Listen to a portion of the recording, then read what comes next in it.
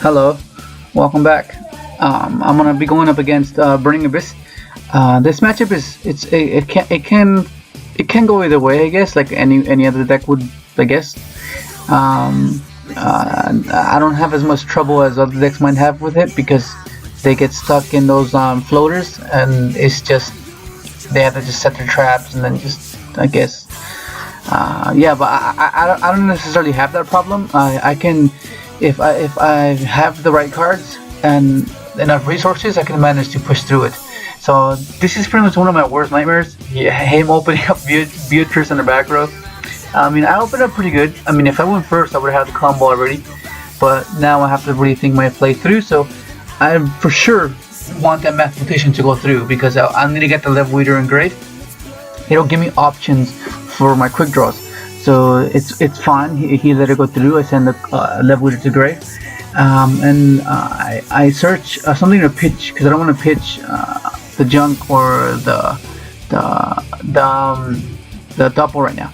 So I end up pitching Jet Synchron and then specialing quick draw, and pretty much I want to bait out the back row or Beatrice, but mainly the back row because the back row it's more permanent. Like if it's a strike, it's more permanent.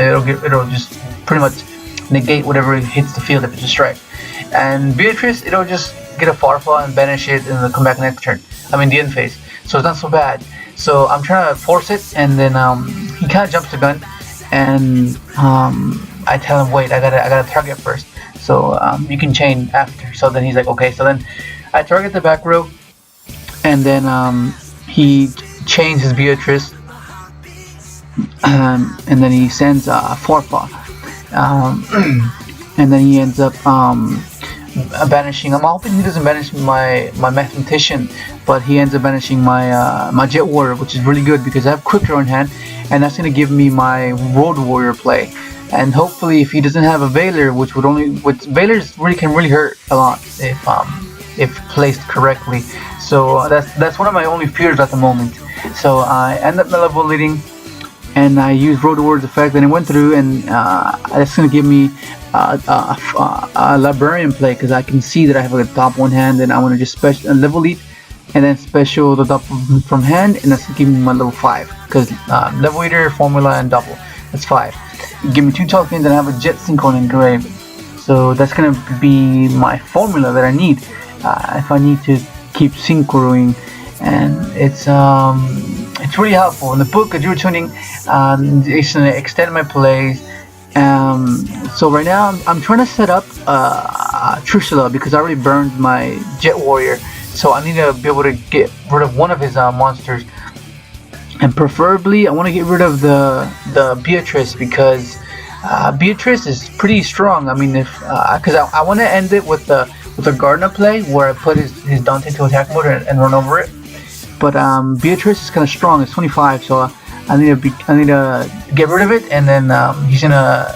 I mean, from what I've noticed, BA players do, they bring back their Dante, so he'll put it in defense, feeling confident that it's a big defense. So I'm gonna have trouble running over it because Librarian is 24, so I can't run over it. And at the moment, I only have one card that can run over it, which is Road Warrior. But I end up making the play. I end up reducing Excel's level by 1, and then making Trishula accessible.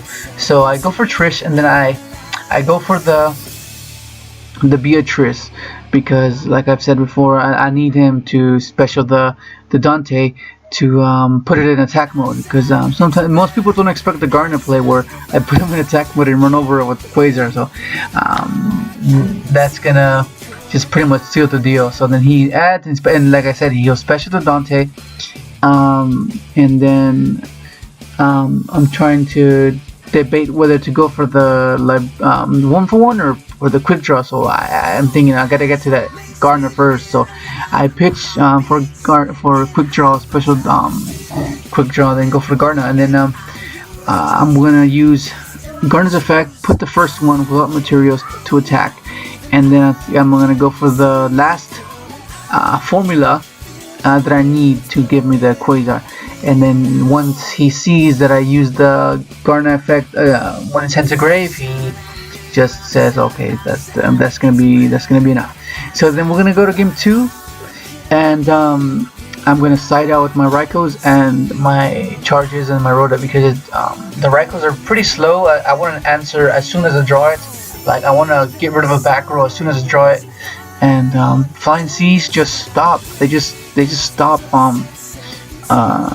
Burning Abyss if they don't have the Farfa play to banish the Flying Sea and then continue. Then yeah, so he special summons both, and perfectly, yeah, I drop a Flying Sea. And I have MSTs for his back row, and pretty much all I need right now is either a tuning or yeah, pretty much a tuning or a foolish or something to make these doppels live or make that Danny live. So then I just pass, and then he just attacks for both of them. I'm not caring whatever happens if I activate anything, because he wants it to get removed from the field anyways.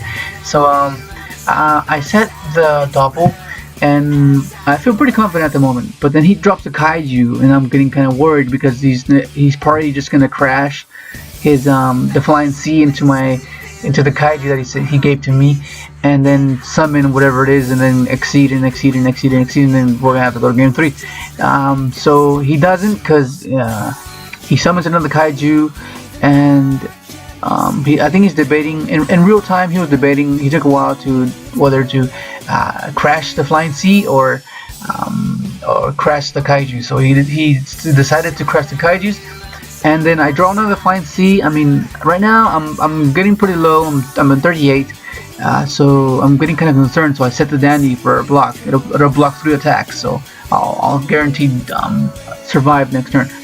And then right here I'm confused, because I wasn't aware that Rhino protects the BA monsters, like they can't be destroyed by card effects. So I'm not sure if that ruling's right, or maybe I'm just, because there's some cards that you just don't read fully, and you just I guess miss that part. So I end up getting 2 tokens, blocking all 3 attacks, and I draw into the junk, and that's all I needed. I have MST first back row, and it's gonna be a pretty devastating back row if I didn't have MST. It's gonna hit a strike, and right away I know that I have a double engrave, and that's gonna give me an XL, and XL is gonna go into Librarian and a formula, so that's automatic 2 draws. So hopefully what you want to draw is a quick draw to either go and extend your plays, which will give you the second level 5 that you need, or level 6 that you need to go into Quasar, because you will have formula on the field. So yeah, I mean, that's just gonna be it. It's gonna be Quasar for the win again, and that's gonna be it. Once again, thanks for watching, and I'll see you when I post the next video. Yeah, thank you.